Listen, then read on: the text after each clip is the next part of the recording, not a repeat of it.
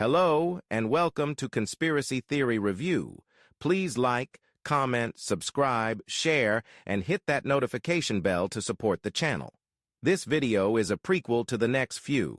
There are simply so many conspiracy theories surrounding the Titanic that reducing it to a small part of the upcoming series would do it a disservice. The Titanic conspiracy theories have been circulating for decades, captivating the minds of conspiracy theorists and history buffs alike.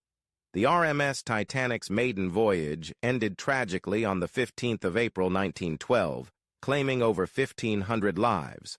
A disaster of such magnitude naturally breeds curiosity and a desire for answers. However, alongside the historical record, a plethora of conspiracy theories have emerged, attempting to explain the sinking beyond the established narrative of an iceberg collision. We will delve into some of the most prominent Titanic conspiracy theories, examining their origins, the historical context, and why they persist despite lacking credible evidence. The myths and misconceptions surrounding the Titanic disaster are as intriguing as they are controversial. The Titanic was heralded as an engineering marvel of its time, boasting unprecedented luxury and size. At the time, it was the largest object ever to move on the water.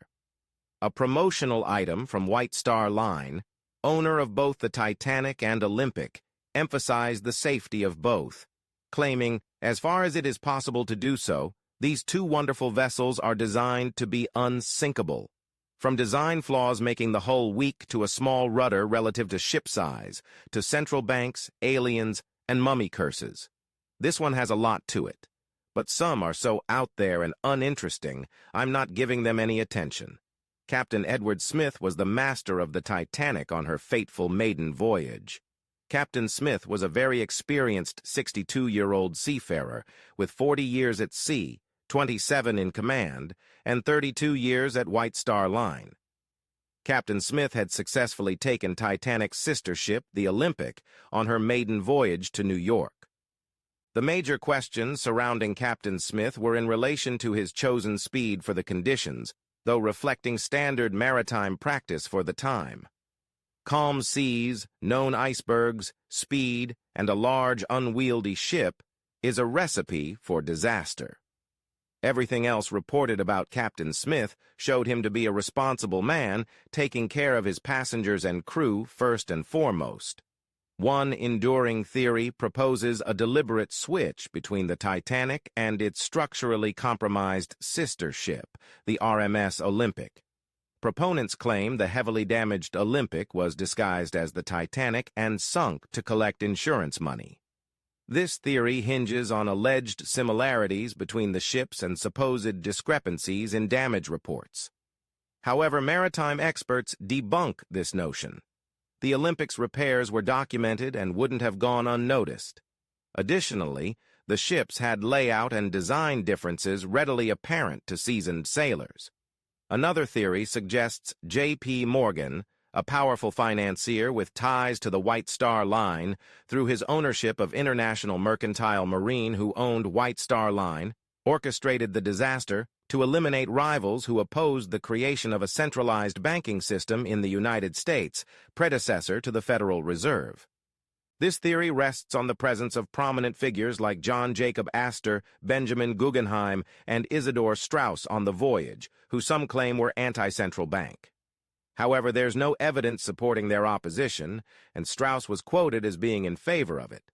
Morgan decided at the last minute not to board the Titanic with no historical recorded reason.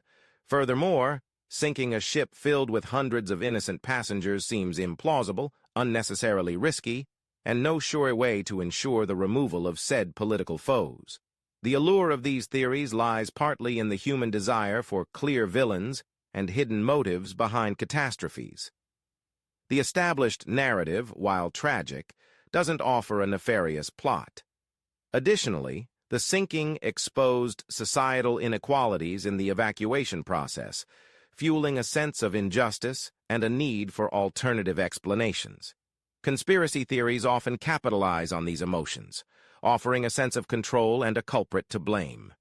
The spread of misinformation in the digital age. Wait. Considering the overall number of things labeled misinformation that have been proven to be 100% factual, and Facebook's admission in a court case brought by John Stossel that their third-party fact-checkers were actually opinion checkers ensuring any information disseminated through their social media platforms properly adhere to their opinions and views of the world. Want to say climate change is the most horrible thing ever in the history of the world? No problem. Want to say the Roman tidal baths in Malta or Plymouth Rock are still at sea level? Not happening.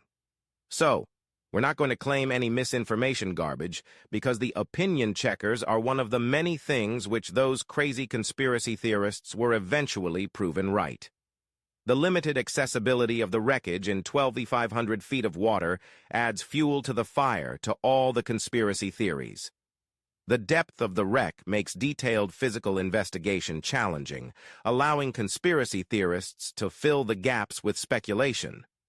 However, advancements in technology, like underwater exploration vehicles, are gradually providing more concrete data about the 112-year-old wreckage, aiding in debunking some of the more fantastical claims, perhaps assisting in others. 'Tis a dichotomy of advancing technology. On one hand, it may help prove the crazy people wrong. On the other, it may prove them right. Titanic conspiracy theories, despite their lack of evidence, continue to pique public interest. Documentaries, books, and even films explore these ideas, often blurring the lines between fact and fiction.